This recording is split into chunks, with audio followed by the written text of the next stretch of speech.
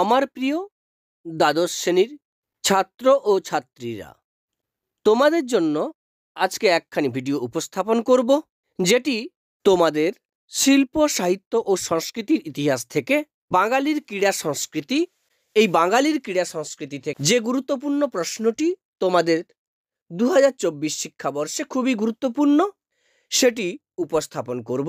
অবশ্যই তোমরা মনোযোগ দিয়ে শুনবে আর শেয়ারের মধ্য দিয়ে বন্ধুদের শুনতে সাহায্য করে দেবে।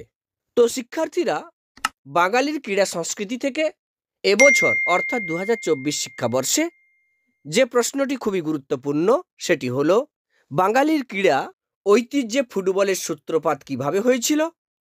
এই পর্বের ফুটবলের সঙ্গে কোন বিখ্যাত ব্যক্তিত্বের নাম জড়িয়ে আছে, বাংলার ফুটবলের কোন ঘটনা কিভাবে ভারতের জাতীয়তাবাদী আন্দোলনকে উজ্জীবিত করেছিল। প্রথমত ভূমিকা দিয়ে শুরু করব। 19 শতক থেকে বাংলার নবজাগরণের যে রূপ তার সমাজ, সাহিত্য, চিত্রকলার মতো বিবিধ সাংস্কৃতিক অঙ্গনে প্রত্যক্ষ করা গিয়েছিল, ক্রমশ তা বাংলার খেলার মাঠগুলিকেও স্পর্শ করেছিল। ঔপনিবেশিক বাংলায় ফুটবল ও ক্রিকেটের মতো আধুনিক খেলার প্রবর্তন ও প্রসারের মাধ্যমে বাংলায় আধুনিক ক্রীড়া সংস্কৃতির ঐতিহ্যের সূত্রপাত ঘটে।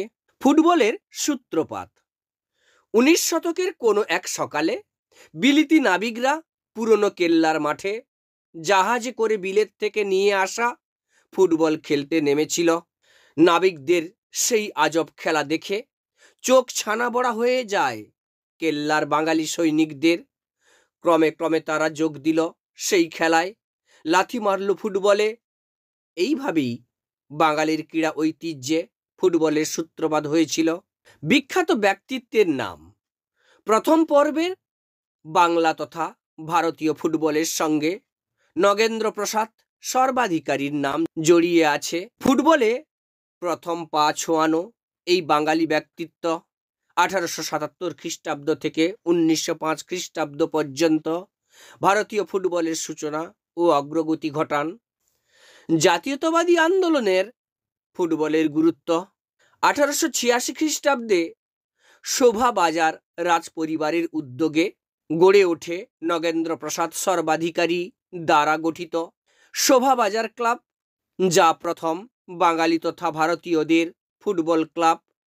1889 মোহনবাগান ক্লাব এবং 1892 গঠিত হয় মহমেডান স্পোর্টিং ক্লাব। 1893 খ্রিস্টাব্দে IFA শিল্ড প্রতিযোগিতা শুরু হয়। 1911 খ্রিস্টাব্দে মোহনবাগান ক্লাব IFA শিল্ড জয় করে। এটি বাঙালি তথা ভারতীয় ফুটবলের ইতিহাসে যুগান্তকারী ঘটনা। নিছক ফুটবলের জয় ছিল না এটি ছিল ব্রিটিশ সাম্রাজ্যের বিরুদ্ধে বাঙালি তথা ভারতীয়দের নৈতিক জয়।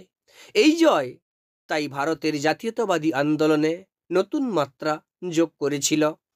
এইভাবে শিক্ষার্থীরা, তোমাদের সামনে বাঙালির ক্রীড়া সংস্কৃতির ইতিহাস থেকে একটি গুরুত্বপূর্ণ প্রশ্ন উপস্থাপন করলাম। অবশ্যই তোমরা মনোযোগ দিয়ে পড়বে, অবশ্যই সফলতা পাবে। ধন্যবাদ।